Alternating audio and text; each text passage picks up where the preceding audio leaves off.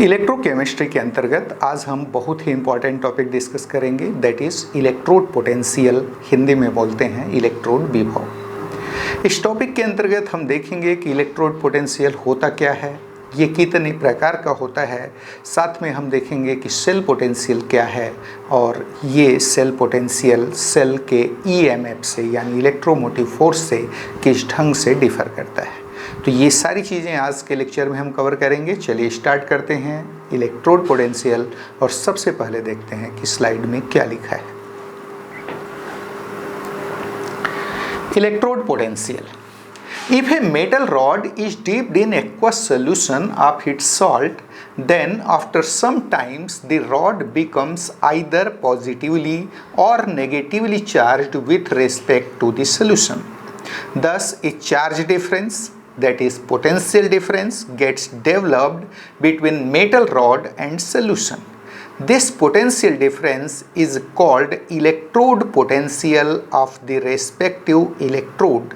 तो आपको बताया गया कि यदि किसी मेटल रॉड को उसी मेटल के किसी सॉल्ट सॉल्यूशन में डुबा दिया जाए तो कुछ समय के पश्चात जो मेटल रॉड होती है सॉल्यूशन के रेस्पेक्ट में या तो पॉजिटिवली चार्ज हो जाती है, धनावेशित हो जाती है, या नेगेटिवली चार्ज हो जाती है, ऋणावेशित हो जाती है। इस तरीके से मेटल रॉड और सॉल्यूशन के बीच एक चार्ज डिफरेंस यानी एक पोटेंशियल डिफरेंस, एक विभवांतर उत्पन्न हो जाता है जिसको हम रेस्पेक्टिव इलेक्ट्रोड का इलेक्ट्रोड पोटेंशियल बोलते हैं, इलेक्ट्रोड विभव बोलते हैं। क्या बताया गया? If a metal rod is dipped in aqueous solution of its salt, then after some times it becomes either positively or negatively charged with respect to solution. Thus, a charge difference gets developed between metal rod and solution.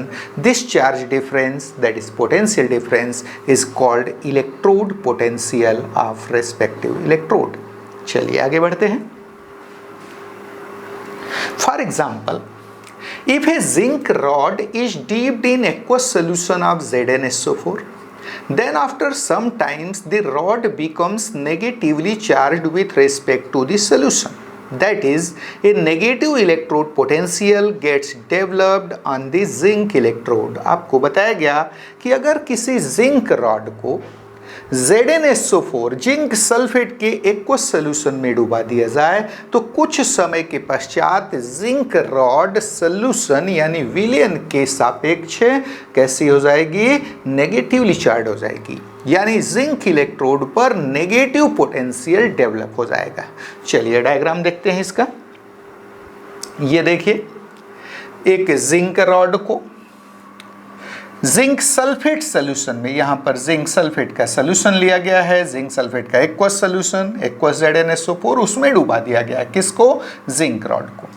आप देखेंगे कि कुछ समय के पश्चात zinc rod negatively charge हो जाएगा, zinc rod पर नेगेटिव चार्ज हो जाएगा, जबकि सोल्यूशन के ऊपर पॉजिटिव चार्ज आ जाएगा, यानी जिंक रॉड और सोल्यूशन के बीच एक चार्ज डिफरेंस डेवलप हो गया, एक पोटेंशियल डिफरेंस डेवलप हो गया जिसको हम जिंक का इलेक्ट्रोड पोटेंशियल बोलेंगे। यहाँ पर कौन सा पोटेंशियल डेवलप हुआ है? तो याद रहे, नेगेटिव इलेक्ट्रोड पोटेंशियल डेवलप हुआ है, जिंक रॉड के ऊपर नेगेटिव चार्ज आया है।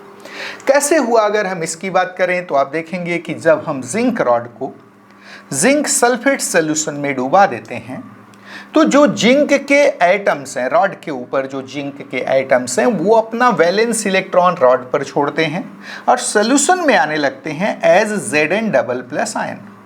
इस तरीके से रॉड के ऊपर इलेक्ट्रॉन की अधिकता होने लगती है और सॉल्यूशन में पॉजिटिव आयनों की अधिकता होने लगती है। सॉल्यूशन पॉजिटिवली चार्ज हो जाता है जबकि रॉड नेगेटिवली चार्ज हो जाती है। तो आपने यहाँ पर डायग्राम में देखा development of negative electrode potential on zinc electrode. Zinc electrode पर नेगेटिव इलेक्ट्रोड पोटेंशियल कैसे डेवलप हो रहा है और यहाँ पर जो इलेक्ट्रोड रिएक्शन हो रहा है that is zinc, sign of reversibility. याद रहे, प्रोसेस रिवर्सिबल होता है। कुछ समय के बाद यहाँ इक्विलिब्रियम स्टेब्लिश हो जाता है और उस इक्विलिब्रियम पर रॉड के ऊपर होता है नेगेटिव चार्ज और सॉल्यूशन पर होता है पॉजिटिव चार्ज, यानी रॉड और सॉल्यूशन के बीच एक इलेक्ट्रोड पोटेंशियल डेवलप हो जाता है जिसे हम जिंक इलेक्ट्रोड का इलेक्ट्रोड पोटेंशियल बोलते हैं। यहाँ पर इलेक्ट्रोड रिएक्शन क्या हो रहा था, तो Zn sign of reversibility gives Zn double plus plus 2 electrons. चलिए आगे बढ़ते हैं। Similarly, if a copper rod is dipped in aqueous solution of CuSO4, then after some times the rod becomes positively charged with respect to the solution.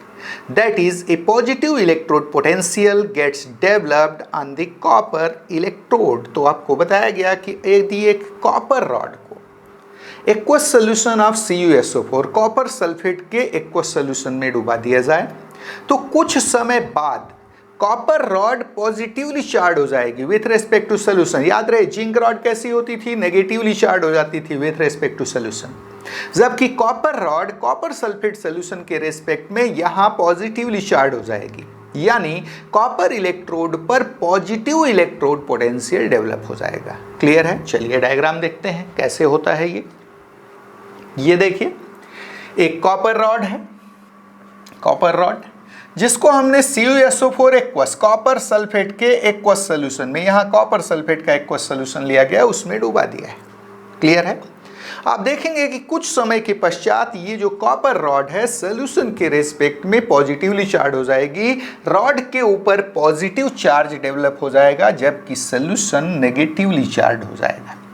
कैसे हुआ? अगर हम इसकी बात करें तो आप देखेंगे यहां पर जो सोल्यूशन का कॉपर आयन है, सोल्यूशन में आपने क्या लिया है, कॉपर सल्फेट आयोनाइज्ड होकर के Cu डबल प्लस और सल्फेट डबल माइनस आयन देगा। तो यहां पर कॉपर आयन, सोल्यूशन का कॉपर आयन प्रेफरेंशियली रॉड से इलेक्ट्रॉन गेन कर रहा है और मेटालिक कॉपर में कन्वर्ट होकर रॉड के ऊपर डिपॉजिट हो जा रहा है। हो क्या रहा है, यहां पर रॉड से इलेक्ट्रॉन गेन कर लिए जा रहे हैं। कौन गेन कर रहा है? सोल्यूशन का कॉपर आयन। तो नेचुरली रॉड पर इलेक्ट्रॉनों की कमी हो जाएगी, रॉड पॉजिटिवली चार्ज हो जाएगी और सोल्यूशन से कॉपर आयन हट गए, जबकि सोल्यूशन में सल्फेट आयन अभी भी बने हुए हैं।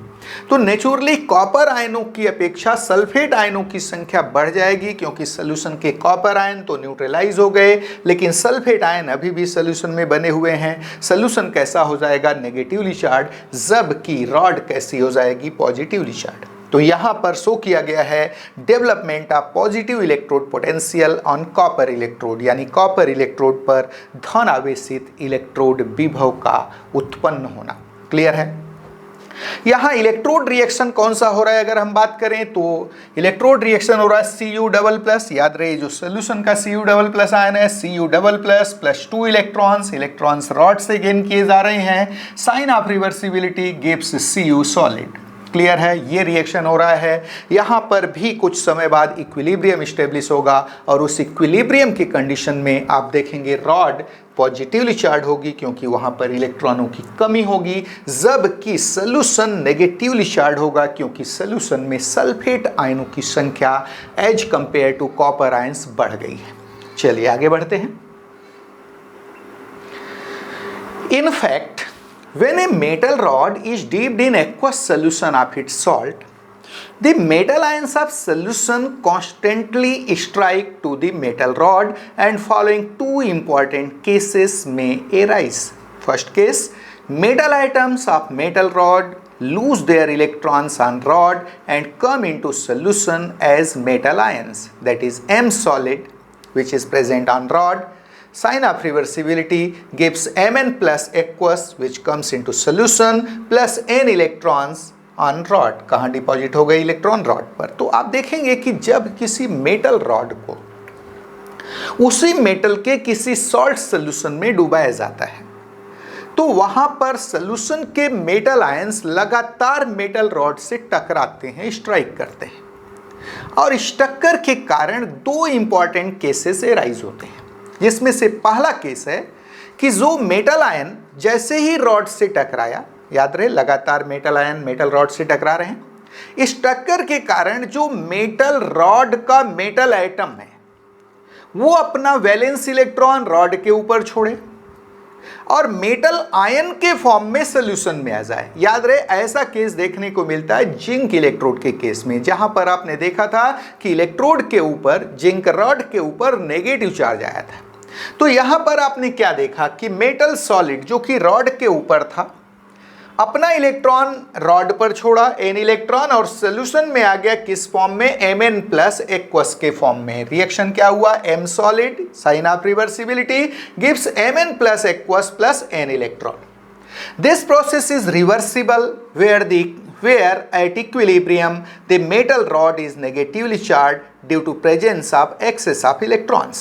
Thus a negative electrode potential gets developed on metal rod, for example zinc electrode। तो आपको बताया गया कि ये जो प्रोसेस हो रहा है मेटल आइटम के द्वारा इलेक्ट्रॉन छोड़कर मेटल आयन में कन्वर्ट होना, ये प्रोसेस रिवर्सिबल होता है।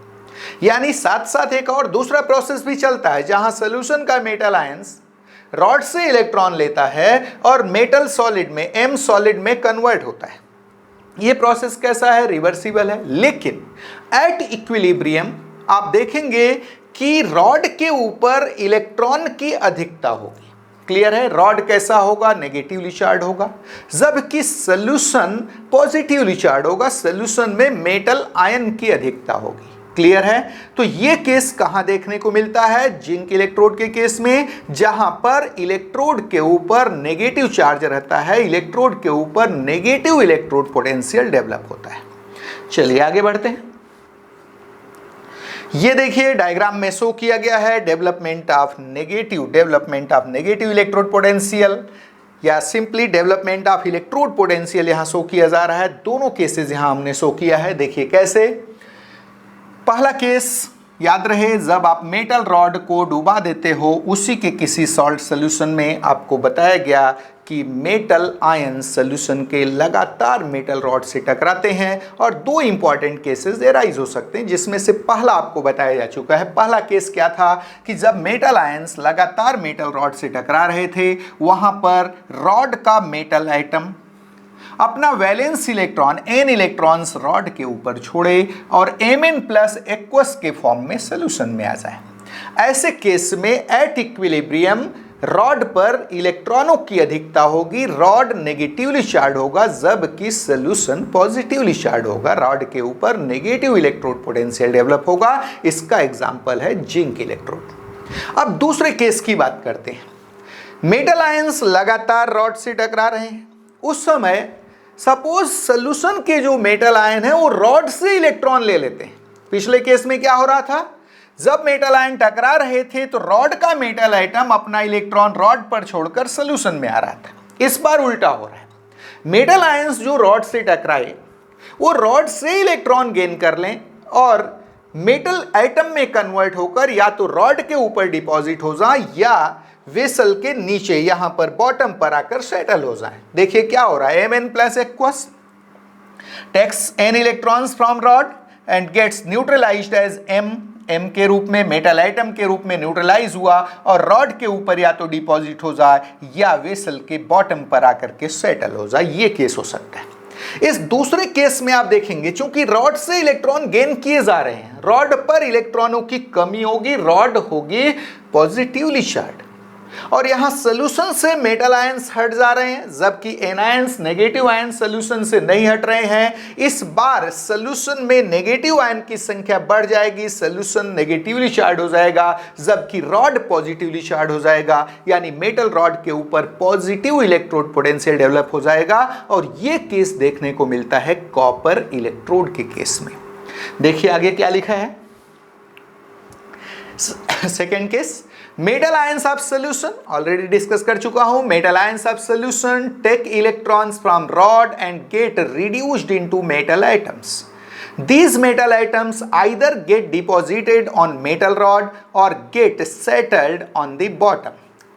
यहां पर इलेक्ट्रोड रिएक्शन क्या हो रहा है, Mn plus aqueous of solution, जो कि सॉल्यूशन का Mn प्लस एक्वस है, प्लस n इलेक्ट्रॉन्स गेन कर रहा है किससे, from rod and converts into M solid, कहां डिपॉजिट हो गया, either on rod or gets settled on the bottom of the vessel।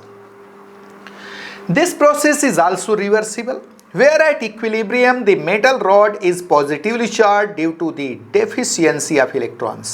Thus a positive electrode potential gets developed on metal rod, for example copper electrode। तो आपको बताया गया कि ये process भी कैसा है, रिवर्सिबल है। कुछ समय के पश्चात यहाँ भी इक्विलिब्रियम आ जाएगा, लेकिन इस केस में एट इक्विलिब्रियम क्या देखेंगे आप, मेटल रॉड पॉजिटिवली चार्ज होगी, उस पर इलेक्ट्रॉनों की कमी होगी, जबकि सॉल्यूशन नेगेटिवली चार्ज होगा, वहां पर एनायनों की संख्या कैटायनों से ज्यादा होगी। तो ये केस कहां देखने को मिलता है, कॉपर इलेक्ट्रोड के केस में। तो आपने यहां दो केसेस देखा, जब मेटल रॉड को उसी के किसी सॉल्ट सोल्यूशन में डुबाया जाता है तो या तो वो नेगेटिवली चार्ज होता है, जैसा कि जिंक इलेक्ट्रोड के केस में देखने को मिला, ऐसे बहुत सारे केसेस मिलेंगे, या पॉजिटिवली चार्ज हो जाता है, जैसा कि कॉपर इलेक्ट्रोड के केस में देखने को मिलता है। इस तरीके से रॉड पर या तो नेगेटिव इलेक्ट्रोड पोटेंशियल डेवलप हो जाता है या पॉजिटिव इलेक्ट्रोड पोटेंशियल डेवलप हो जाता है। क्लियर है? आगे देखिए, development of electrode potential is due to difference in tendency of metal atoms to give electrons, that is solution pressure of metal, and tendency of metal ions to take electrons, that is osmotic pressure of metal ions. तो आप देखेंगे कि इस electrode potential के development का कारण क्या है।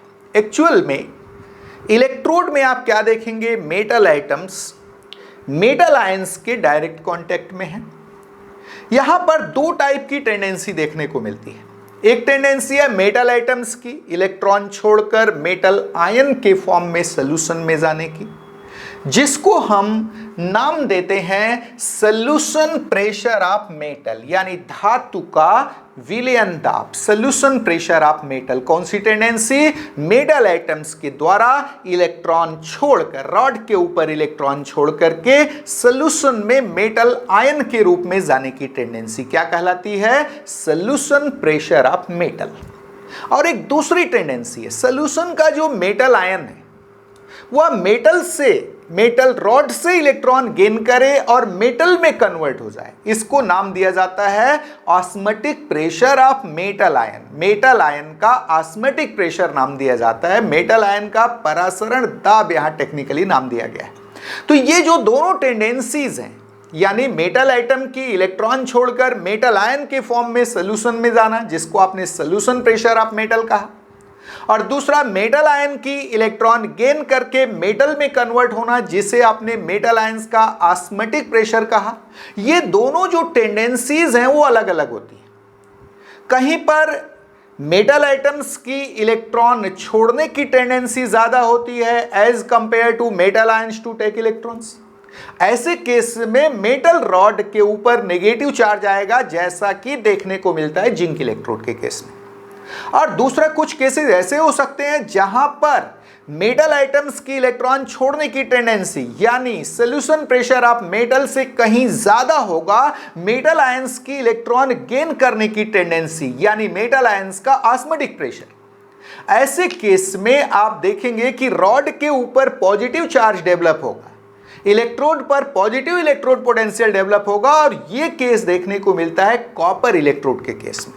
क्लियर है? देखिए क्या लिखा है, if tendency of metal items to give electrons, that is solution pressure of metal, is more than tendency of metal ions to take electrons, that is osmotic pressure of metal ions, then the metal rod is negatively charged at equilibrium due to the presence of excess of electrons. That is, a negative electrode potential gets developed on metal rod. For example, zinc electrode. आपको बताया गया कि अगर metal atom की electron release करके metal ion में convert होने की टेंडेंसी, यानी मेटल का सॉल्यूशन प्रेशर ज्यादा है, किससे, मेटल आयंस के इलेक्ट्रॉन गेन करके मेटल में कन्वर्ट होने की टेंडेंसी के, यानी मेटल आयंस के ऑस्मोटिक प्रेशर के, तो उस केस में मेटल के ऊपर नेगेटिव चार्ज डेवलप होगा, क्योंकि मेटल पर इलेक्ट्रॉन की अधिकता होगी। किस केस में ये देखने को मिलता है, जिंक इलेक्ट्रोड के केस में, ऑलरेडी बता चुका हूं। चलिए आगे बढ़ते हैं।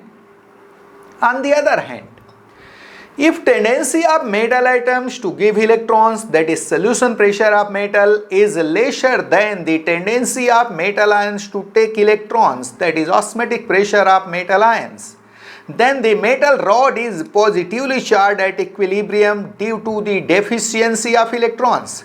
That is, a positive electrode potential gets developed on metal rod. For example, copper electrode. बताया गया कि अगर मेटल आयंस की इलेक्ट्रॉन गेन करने की टेंडेंसी ज्यादा है as compare to metal atoms to give electrons, तो उस केस में मेटल रॉड के ऊपर एट इक्विलिब्रियम, याद रहे साम्य अवस्था की बात हो रही है, इक्विलिब्रियम के कंडीशन में मेटल रॉड पर इलेक्ट्रॉनों की कमी होगी, वह पॉजिटिवली चार्ज होगा, यानी इलेक्ट्रोड के ऊपर पॉजिटिव इलेक्ट्रोड पोटेंशियल डेवलप होगा, जैसा कि देखने को मिलता है कॉपर इलेक्ट्रोड के केस में।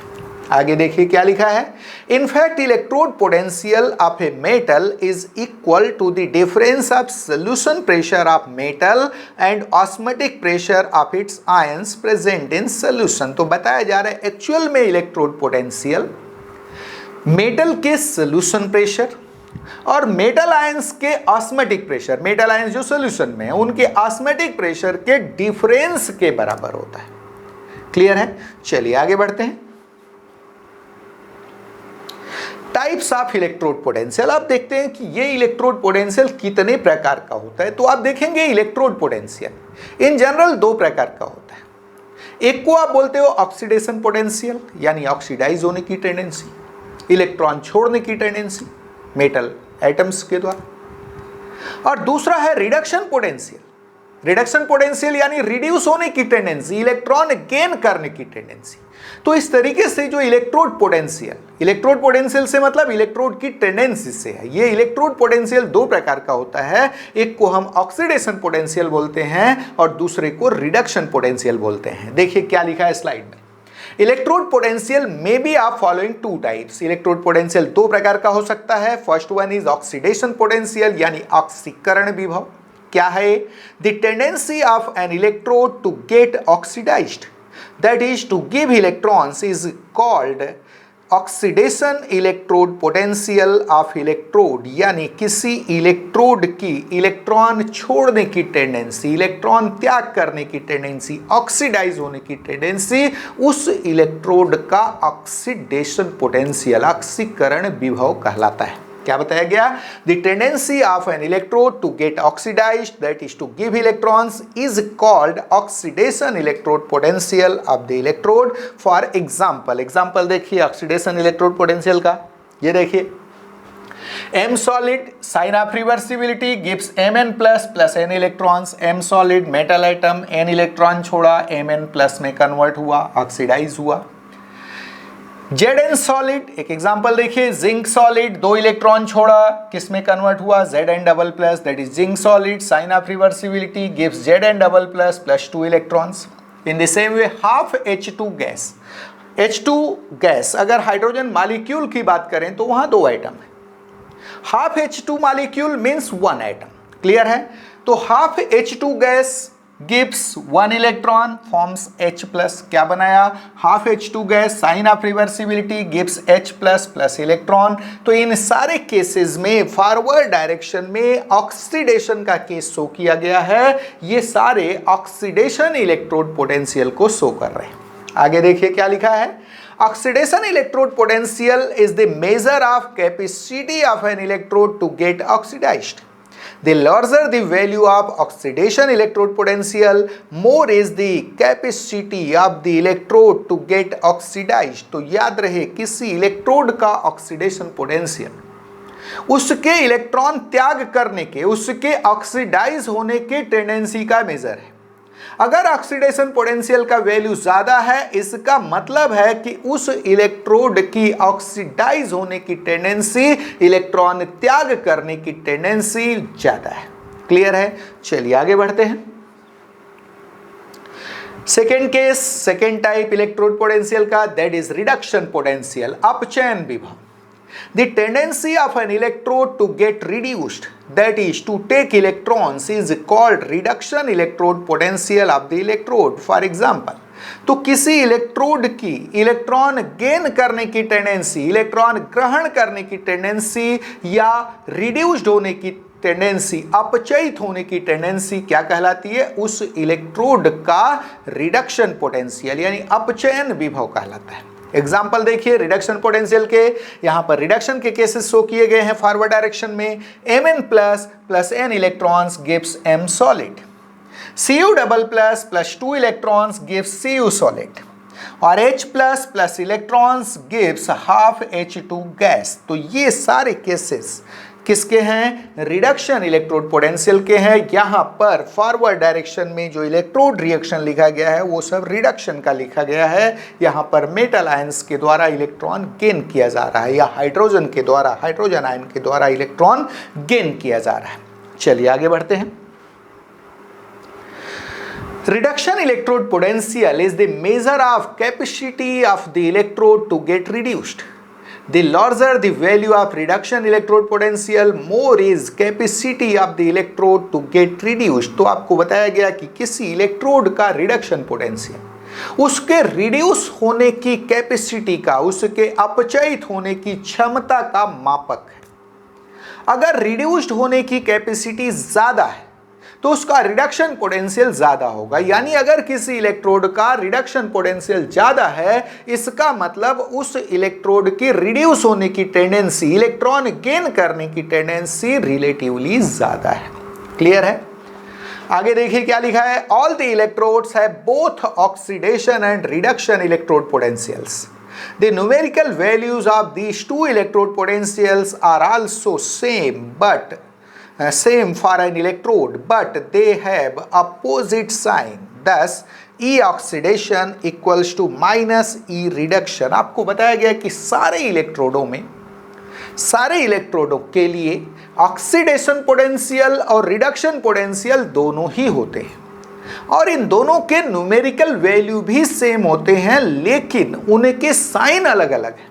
अगर ऑक्सीडेशन पोटेंशियल पॉजिटिव है तो रिडक्शन पोटेंशियल उतना ही होगा बट विथ नेगेटिव साइन, और अगर ऑक्सीडेशन पोटेंशियल नेगेटिव है तो रिडक्शन पोटेंशियल उतना ही होगा बट विथ पॉजिटिव साइन। कहने का मतलब ये कि E oxidation, that is oxidation potential, equal होता है माइनस ई रिडक्शन के। तो आपको बताया गया कि सारे इलेक्ट्रोड्स के दोनों ही इलेक्ट्रोड पोटेंशियल्स होते हैं, ऑक्सीडेशन इलेक्ट्रोड पोटेंशियल और रिडक्शन इलेक्ट्रोड पोटेंशियल दोनों ही होते हैं सारे इलेक्ट्रोड के पास, लेकिन इन दोनों के वैल्यूज के साइन अपोजिट होंगे। याद रहे, न्यूमेरिकल वैल्यू भी दोनों का सेम होगा, लेकिन उनके साइन जस्ट अपोजिट होंगे। अगर ऑक्सीडेशन इलेक्ट्रोड पोटेंशियल पॉजिटिव है तो रिडक्शन इलेक्ट्रोड पोटेंशियल नेगेटिव होगा, एंड वाइस वर्सा। क्लियर है? फॉर एग्जाम्पल देखिए, standard oxidation electrode potential of zinc electrode is plus 0.76 volt. याद रहे, जब हम स्टैंडर्ड की बात करते हैं तो एक स्टैंडर्ड कंडीशन में मेजर करते हैं वैल्यू को। यहां पर सपोज हमने 298 kelvin temperature, 180 M pressure and 1 m concentration of ion, जो सोल्यूशन हमने लिया है वहां पर आयन का कंसंट्रेशन, मेटल आयन का कंसंट्रेशन कितना है? 1 m है, 1 मोलर है। इस कंडीशन में सपोज हम मेजर कर रहे हैं, तो उसी इलेक्ट्रोड पोटेंशियल को हम स्टैंडर्ड इलेक्ट्रोड पोटेंशियल नाम दे देते हैं। क्लियर है? तो यहां पर बोल रहा है कि for example standard oxidation electrode potential of zinc electrode is plus 0.76 volt, hence its standard reduction electrode potential will be minus 0.76 volt. तो अगर हम जिंक इलेक्ट्रोड की बात कर रहे हैं तो उसका स्टैंडर्ड ऑक्सीडेशन पोटेंशियल जो होता है वह होता है प्लस 0.76 वोल्ट। तो नेचुरली इसका स्टैंडर्ड रिडक्शन पोटेंशियल कितना होगा? तो माइनस 0.76 वोल्ट होगा, क्योंकि ऑक्सीडेशन और रिडक्शन इलेक्ट्रोड पोटेंशियल्स के वैल्यू किसी इलेक्ट्रोड के लिए न्यूमेरिकली सेम होते हैं, सिर्फ साइन उनके अपोजिट होते हैं। एक और एग्जाम्पल देखिए। Similarly standard oxidation electrode potential of copper electrode is minus 0.34 volt. Hence its standard reduction electrode potential will be plus 0.34 volt. तो अगर हम कॉपर इलेक्ट्रोड की बात कर रहे हैं तो उसका स्टैंडर्ड ऑक्सीडेशन इलेक्ट्रोड पोटेंशियल कितना होता है? माइनस 0.34 वोल्ट होता है। तो नेचुरली इसका स्टैंडर्ड रिडक्शन इलेक्ट्रोड पोटेंशियल कितना होगा? तो याद रहे, साइन नेगेटिव की जगह पॉजिटिव हो जाएगा, प्लस 0.34 वोल्ट होगा। आगे देखिए क्या लिखा है। Following European convention, In India, standard reduction potential is taken as standard electrode potential of the electrodes. याद रहे स्टैंडर्ड इलेक्ट्रोड पोटेंशियल के लिए मान लीजिए कई इलेक्ट्रोड्स हैं और उनके इलेक्ट्रोड पोटेंशियल को हमको कंपेयर करना है, तो ऐसा तो नहीं है कि किसी की ऑक्सीडेशन इलेक्ट्रोड पोटेंशियल को दूसरे के रिडक्शन इलेक्ट्रोड पोटेंशियल से आप कंपेयर कर देंगे। अगर एक का ऑक्सीडेशन इलेक्ट्रोड पोटेंशियल ले रहे हैं तो दूसरे का भी ऑक्सीडेशन इलेक्ट्रोड पोटेंशियल ही लेना पड़ेगा फॉर कंपैरिजन। तो यहां पर डिफरेंट इलेक्ट्रोड्स के स्टैंडर्ड इलेक्ट्रोड पोटेंशियल के लिए दो अलग अलग कन्वेंशंस हैं इंटरनेशनल लेवल पर। एक है यूएस कन्वेंशन जो अमेरिका में फॉलो किया जाता है। वहां पर जब हम इलेक्ट्रोड पोटेंशियल बोल रहे हैं इसका मतलब हम ऑक्सीडेशन इलेक्ट्रोड पोटेंशियल की बात कर रहे हैं। सारे इलेक्ट्रोड के ऑक्सीडेशन इलेक्ट्रोड पोटेंशियल को वहां पर उस इलेक्ट्रोड का इलेक्ट्रोड पोटेंशियल हम कंसीडर करते हैं। कहां पर? In US convention. लेकिन जब हम बात करते हैं यूरोपियन कन्वेंशन का, याद रहे इंडिया में यूरोपियन कन्वेंशन फॉलो होता है। यूरोपियन कन्वेंशन में जब हम इलेक्ट्रोड पोटेंशियल बोल रहे हैं तो हमारा मतलब रिडक्शन पोटेंशियल से होता है। क्लियर है? तो हम इंडिया में यूरोपियन कन्वेंशन को फॉलो करते हैं and following European convention reduction potential of electrodes is considered to be electrode potential of electrode. तो इंडिया में जब हम इलेक्ट्रोड पोटेंशियल बोल रहे हैं इसका मतलब हम किस इलेक्ट्रोड पोटेंशियल की बात कर रहे हैं? तो answer is reduction electrode potential. चलिए आगे बढ़ते हैं। Now cell potential, E cell. अब बात करते हैं सेल पोटेंशियल की। आपने देखा था कि इलेक्ट्रोकेमिकल सेल में जो इलेक्ट्रॉन होता है वो एक इलेक्ट्रोड से एनोड से कैथोड की ओर मूव करता है।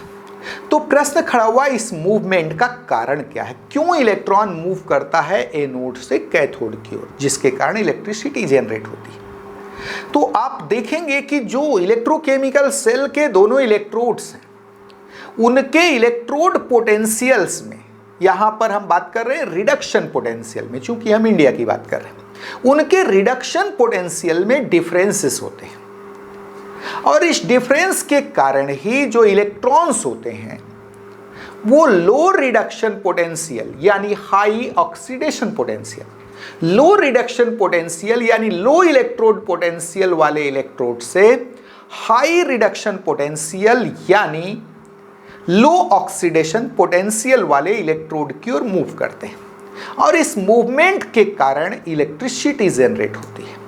तो यहां पर ये जो difference in electrode potentials of two electrodes है, दोनों इलेक्ट्रोड के इलेक्ट्रोड पोटेंशियल्स का जो डिफरेंस है जिसके कारण इलेक्ट्रॉन्स मूव कर रहे हैं from one electrode to another, इसी को हम सेल का सेल पोटेंशियल नाम देते हैं, सेल विभव नाम देते हैं। देखिए क्या लिखा है स्लाइड में।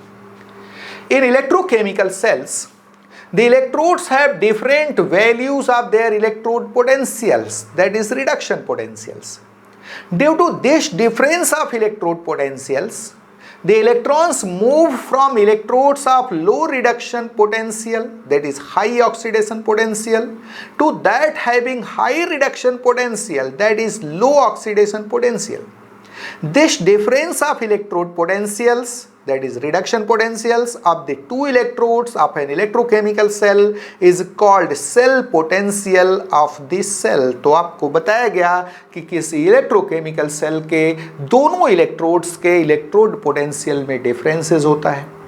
इस डिफरेंस के कारण ही इलेक्ट्रॉन लो रिडक्शन पोटेंशियल यानी high oxidation potential, high oxidation potential यानी जिस इलेक्ट्रोड की इलेक्ट्रॉन देने की टेंडेंसी ज्यादा है वहां इलेक्ट्रोड के ऊपर इलेक्ट्रॉनों की अधिकता होगी। तो इलेक्ट्रॉन लो रिडक्शन पोटेंशियल यानी हाई ऑक्सीडेशन इलेक्ट्रोड पोटेंशियल वाले इलेक्ट्रोड से हाई रिडक्शन पोटेंशियल यानी लो ऑक्सीडेशन पोटेंशियल वाले इलेक्ट्रोड की ओर मूव करते हैं और ये जो डिफरेंस इन इलेक्ट्रोड पोटेंशियल्स है, डिफरेंस इन रिडक्शन पोटेंशियल्स है, उसी को हम क्या नाम देते हैं? सेल का सेल पोटेंशियल नाम देते हैं, सेल विभव नाम देते हैं।